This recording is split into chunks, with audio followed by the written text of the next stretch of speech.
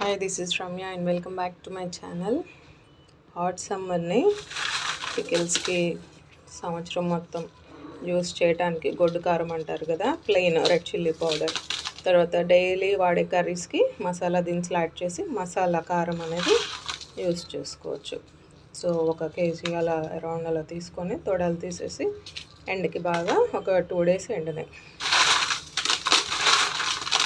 Sound చూసారా, బాగా sound వస్తుంది అంటే బాగా ఎండినాయి అని అర్థం.